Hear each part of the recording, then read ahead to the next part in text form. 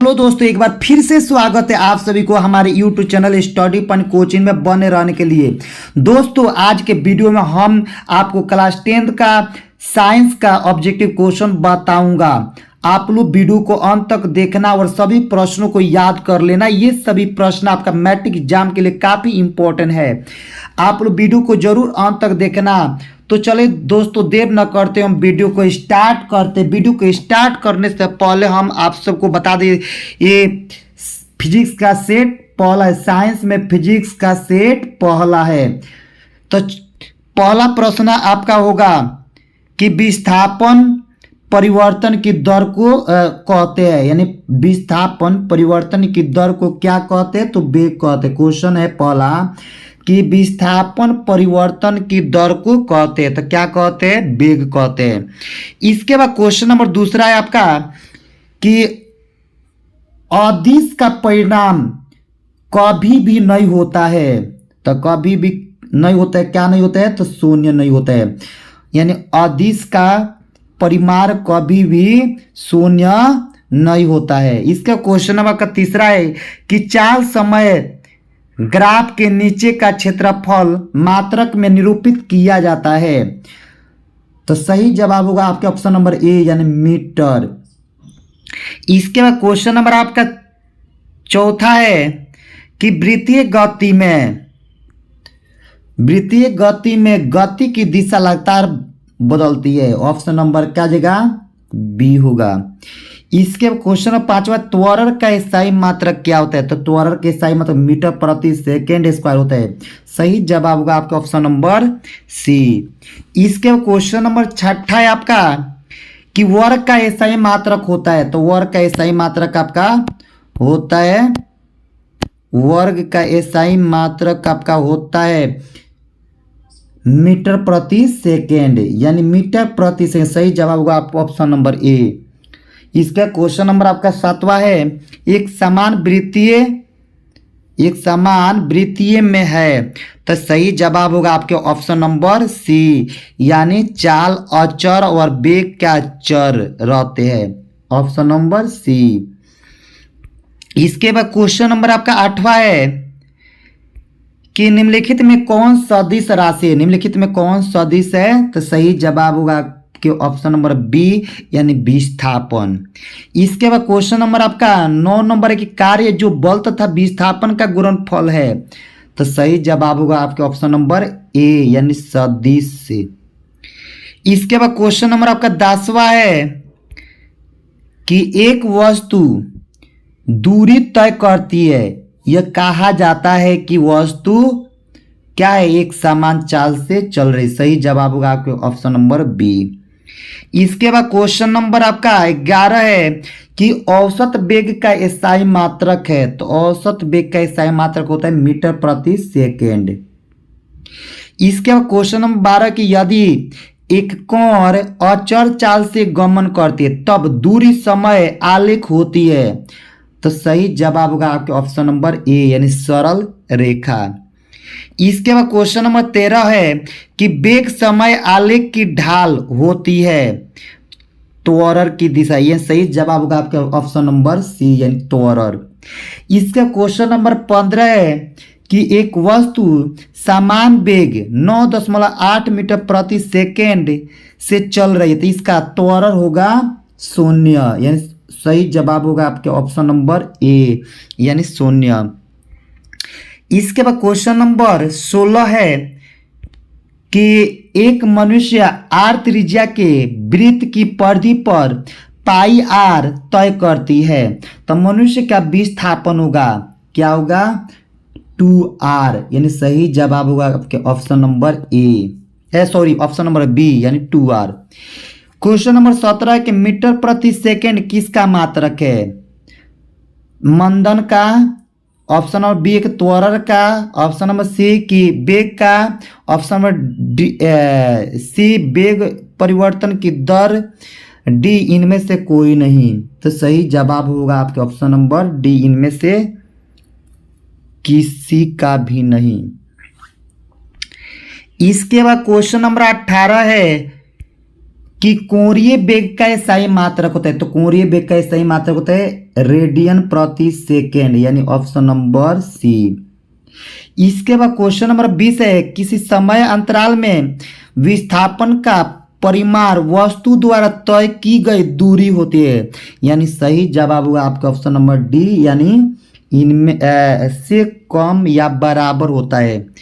इसके बाद question number 21 है कि पदार्थ निम्नलिखित 3 प्रकार के होते हैं, तो सही जवाब होगा आपके ऑप्शन नंबर ए, यानी तत्व, यौगिक और मिश्रण। इसके बाद क्वेश्चन नंबर आपका 22 है कि निम्न में से कौन पदार्थ है, तो सही जवाब होगा आपके ऑप्शन नंबर बी, यानी कुर्सी। इसके बाद क्वेश्चन नंबर 23 है कि इनमें से किस पदार्थ का घनत्व सबसे अधिक होता है, तो सही जवाब होगा आपके ऑप्शन नंबर सी, यानी लोहा।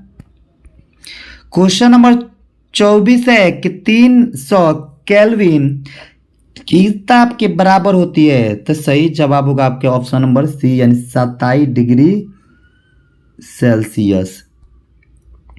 क्वेश्चन नंबर 25 है कि गर्मियों में हमें किस प्रकार के कपड़े पहनने चाहिए, तो सही जवाब होगा आपके ऑप्शन नंबर ए, यानी हल्के रंग के सूती कपड़े पहनना चाहिए।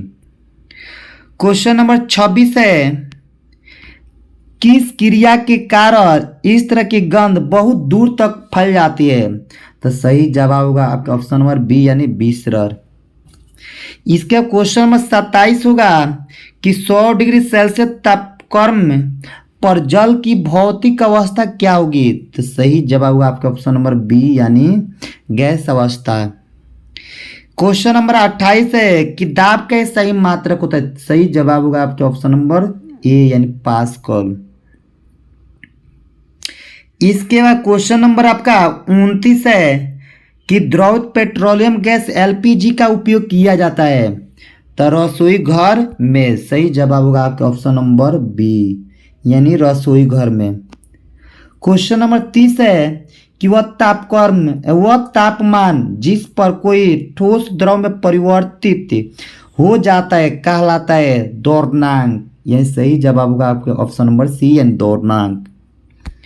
इसके बाद क्वेश्चन नंबर 31 है कि किससे अधिक जलन अनुभव होगी, तो सही जवाब होगा आपके ऑप्शन नंबर बी, यानी भाप।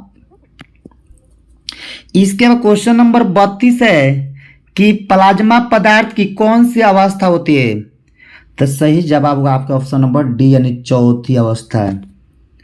क्वेश्चन नंबर 33 है कि द्रव अवस्था को ठोस अवस्था में परिवर्तित करने की क्रिया को कहते हैं, तो ऑप्शन नंबर बी, यानी हिमीकरण।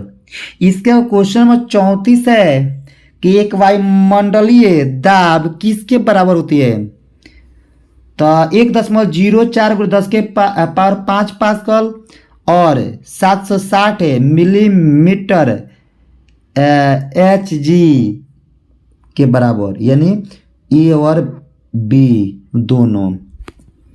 इसके बाद क्वेश्चन नंबर आपका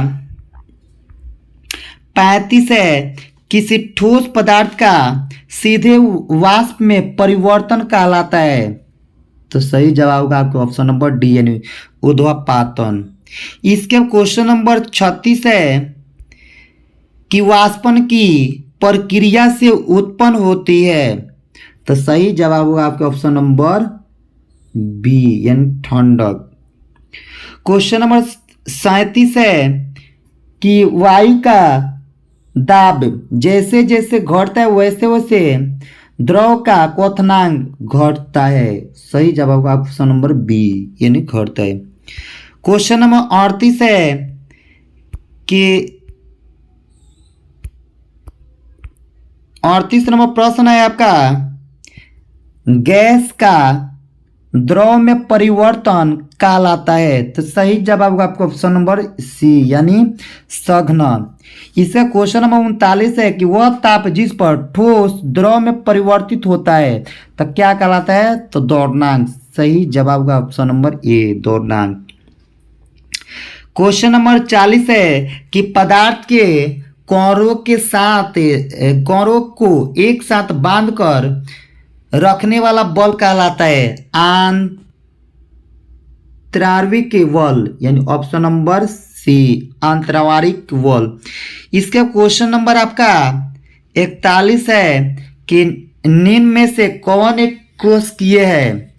तो सही जवाब होगा आपके ऑप्शन नंबर ए यानी अमीबा।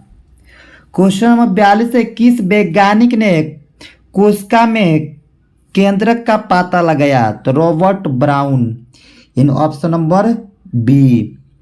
क्वेश्चन नंबर 43 है कि CO2 इंटू O2 आदि कोशिका झिल्ली के आर पार किस प्रक्रिया द्वारा आ जाता है? तो सही जवाब होगा आपके ऑप्शन नंबर बी यानी विसरण। क्वेश्चन नंबर 41 है आपका किस विलयन में कोशिका को रखने पर वह फूलने लगेगी? तो सही जवाब होगा आपके ऑप्शन नंबर सी यानी अल्प प्रासरण दाबी विलयन। इसके बाद क्वेश्चन नंबर 45 है कि पादप कोशिका में मौजूद कोशिका भित्ति किस पदार्थ की बनी होती है? तो सही जवाब होगा आपके ऑप्शन नंबर सी यानी सेलुलोज। क्वेश्चन नंबर 46 है कि पादप कोशिका का कौन सा भाग पौधों को संरचनात्मक ढेर प्रदान करता है? तो सही जवाब होगा आपके ऑप्शन नंबर सी यानी कोशिका भित्ति। इसके बाद क्वेश्चन नंबर 47 है कि कोशिका के किस भाग में आनुवांशिक गुण होते हैं? तो सही जवाब होगा आपके ऑप्शन नंबर डी यानी क्रोमोसोम। इसके बाद क्वेश्चन नंबर 48 है किस जीव की कोशिकाओं में केंद्रक झिल्ली नहीं होती है? तो सही जवाब होगा आपके ऑप्शन नंबर ए यानी प्रोकैरियोट। क्वेश्चन नंबर 49 है कि मनुष्य के शरीर की सबसे बड़ी कोशिका होती है तंत्रिका कोशिका, option number C. Question number 50 है कि जीव द्रव्य सम्मिलित रूप से बना होता है? तो ऑप्शन नंबर बी यानी कोशिका द्रव्य एवं केंद्रक से।